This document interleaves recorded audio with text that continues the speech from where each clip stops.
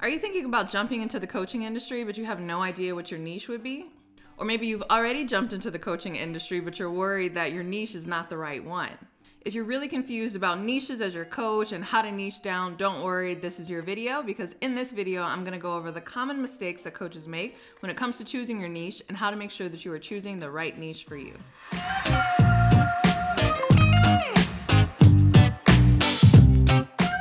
Hey, Courtney Sanders here. Welcome back to my channel. If you're new to me, I'm a full-time entrepreneur as well as wife and mom. I wear all the hats, I do all the things. And in today's video, I want to talk to you about your niche or niche. I'm not quite sure the right way to say it, but we'll use both interchangeably in this video. How about that? But as it goes, the riches are in the niches. Riches are in the niches? I guess maybe it is niche. The riches are in the niches. Say that 3 times fast. And it's so important that you choose the right niche when you get into coaching if you want to have long-term success in the industry. So as I've shared before, I actually got my start in life coaching in the personal development and self-discipline space. And then I was able to transition and really add business coaching on top of that as more and more people came to me asking me how they could market their businesses online and how I was able to do what it is that I'm doing. So I like to think that I'm in a pretty good niche. I enjoy my customers, and it's been fairly profitable for me since 2015 when I got started, and I've been full-time since 2016. So this has been really great, but I know many of you watching want to get to that point. Maybe you've just started coaching, maybe you're not even coaching for money yet, maybe you're just kind of doing it for family and friends, or maybe you started to take on clients, but people are coming to you for kind of everything. You know, some want coaching on this topic, some people want coaching on this other topic, and you're just really confused about what your niche should be so that you can have a profitable career as a coach. So if that's you, don't worry. In fact, let's get into it right now. The common mistakes that people make when it comes to choosing their niche and how to choose the right niche for you. All right, the first mistake that coaches make is going too broad. This is a big one. I see this pretty much in every industry, but especially in the life coaching industry because, hey, it's life coaching and it's like, I'm gonna help you with your whole life. But even if you are helping people with their whole life in life coaching, you really wanna think about a specific aspect of their life that you can help them with, and you really wanna think about specific people that you are interested in helping. And even if you're not a life coach, if you are a health coach, if you are a business coach, if you are a money coach, if you're a mindset coach, it's really important that you not just leave it in these big categories, but that you niche it down and you ask yourself, who is the type of person that I want to be helping and what kind of problem do I want to be solving for them? And so really asking those 2 questions can help you get clarity so that you're not too broad, because as they say, if you're serving everybody, you're serving nobody. So don't be afraid to really focus on a narrow target at first, because it will allow you to expand over time. All right, the second mistake that coaches often make when it comes to their niche is not choosing a profitable niche. So this is a big one, and I hate to break it to you, but some niches earn more money than other niches, and you should know that. And some niches don't earn any money at all, right?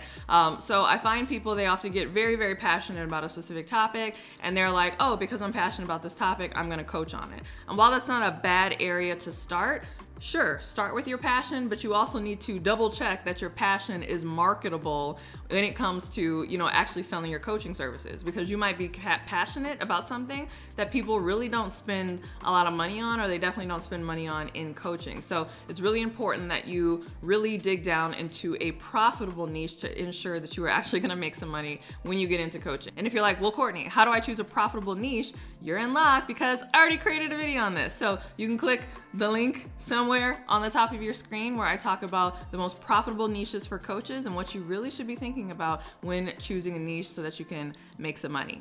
All right, I have more tips where that came from, but before I get into it, I want to hear from you. What is your niche? Did you have trouble picking it, or was it pretty straightforward? Go ahead and let me know in the comments below. All right, the third mistake that I often see when it comes to choosing a niche is choosing a niche that you have no connection to whatsoever. So if choosing a niche that you're only passionate about, but it doesn't have any marketability is, one mistake, being on the other end or swinging to the other side of the pendulum, meaning choosing a niche that you have no connection to or that you don't know anything about, is the other mistake that people make. So you can make the mistake of just seeing, oh, everybody who's coaching in health, and these health coaches are making a bunch of money, or man, look at these business coaches, they're making a ton, or oh, these relationship coaches, and you just get into it because you see that it is profitable, but you yourself have no connection to it. So it really does have to be a fine balance. It really does have to be a very good marriage. And this is important because this is going to play out in your marketing. So like I said, when I first got started in life coaching, I did not use like the broad, oh, I'm just going to be a life life coach to everybody. No, I was in the life coaching space, but I narrowed it down to self-discipline. And at the time I was working with other millennial women like myself, helping them with self-discipline as it came to their careers, their businesses, time management. I really kind of settled in that space because those were the problems that I had dealt with in my own life, and those are the problems that I knew that I could help others with. So I had a connection to it. I had a connection with my audience. Again, I was a millennial woman. I was coaching other millennial women, so I knew the language and the lingo that we use. So this is what I mean by, choosing a niche that you don't have a connection to. It's not just that you're choosing a niche that you have no experience in, but it's choosing a niche and working with a target market that you don't know the language that they use when they talk about the problem. You can't really get in their head because you don't know anything about them. So it's very important that if you're not the target market, that at least you have some familiarity with the target market, and with the niche you have some familiarity with the industry. Either you have personal experience with it, or others in your circle does, or again, you just need to have some connection so that you're not completely starting from scratch, because people can kind of sense if you're an outsider, and that makes them feel like, oh, you can't really help me solve my problem because you don't understand it. So the best way to demonstrate that you understand the problem is to choose a niche that you have some connection to. All right, and the fourth thing you want to do to ensure that you choose the right niche is to choose a niche that you are actually committed to. This is a huge mistake I see again.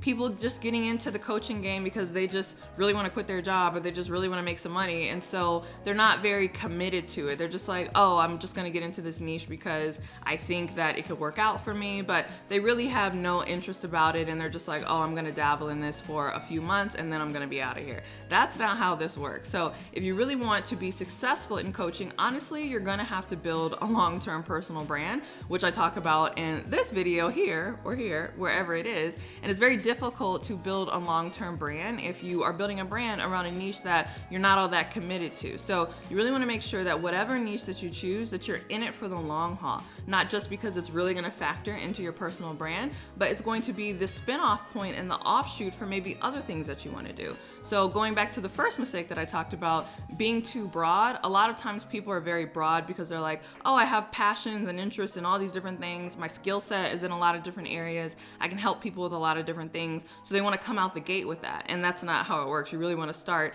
narrow. But once you start narrow, you can start to branch off. So just as I got started in, self-discipline and time management, and that allowed me to kind of branch off into business coaching, you can do the same thing with your niche, but it's still very important that you choose a niche originally that you are committed to, because that's going to be like the foundation for your business over the years. So it's really going to be the thing that you're known for and that you build everything else on top of. And so you want to make sure that it's something that you're committed to and something that you want to be known for, because if it's not, then, you're going to find yourself recreating the wheel, every few months or every few years. And it's very difficult to get any traction if you're always jumping from niche to niche. All right, so hopefully this video has helped you narrow down your niche. If you're now clear on your niche, but you're like, Courtney, I'm not clear on how to get some clients within my niche, have no worries. I have a free client attraction masterclass that walks you through my entire client attraction process. It's the process that I use to this day and that I use to quit my job. And so it's gonna help you as well. And again, this masterclass is completely free. So you can sign up for it now at CourtneyLSanders.com/masterclass, or click the link below. All right, thanks so much for watching this video. If you enjoyed it, don't forget to give me a thumbs up, like, subscribe, tell your friends. And if you want more where this came from, make sure you check out my other videos in my playlist. And if you can't wait until the next video, then hit me up on my podcast. It is The Courtney Sanders Show. It is on both Spotify and iTunes. And I talk about all the topics on this channel, as well as money and personal development and faith topics and family. And I just talk about, everything when it comes to being a successful human being. That's really what I'm about, success. So come on over to my podcast and check me out. And if you can't wait until my next podcast episode comes out or my next video comes out, then go ahead and hit me up on Instagram at CourtneyLSanders. Give me a follow, send me a DM, let me know that you watched this video. And until next time, I'll see you in the next one. Bye.